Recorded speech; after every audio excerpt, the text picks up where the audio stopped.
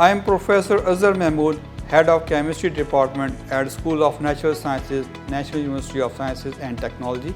In this project, our target was to develop a green plywood which have the more good mechanical properties, fireproofing, waterproofing, heat resistance as compared to the product which is available in the market. We have targeted the non-edible agricultural waste which is not compatible with the food items so that it may remain cost effective and it will remain under the domain of green chemistry. We have chosen Saccharum munja, which is locally called as kana, and we have also used the peanut shells.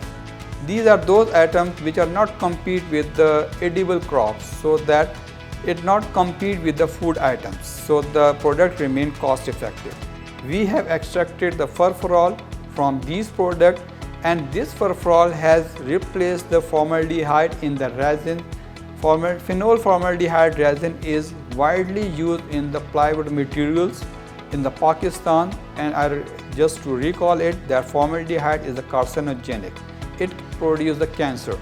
That is the reason our plywood product is not exportable, because they have the formaldehyde contents. So we have resolved this issue by replacing the formaldehyde with the furfural which is extracted from these agricultural waste. Secondly, the remaining residue of the plant material is not thrown into the environment. It is used as a filling material in the plywood material so that it makes it more cost effective and also environment friendly. Thirdly, we have improved the mechanical properties and the waterproofing and heat resistance of our product by functionalization of montmorillonite clay, so that otherwise it is not incorporatable into the organic material. After the functionalization, it becomes compatible with the organic material and it improve the properties of the material. Our project is also deals with the SDGs set by the United Nations.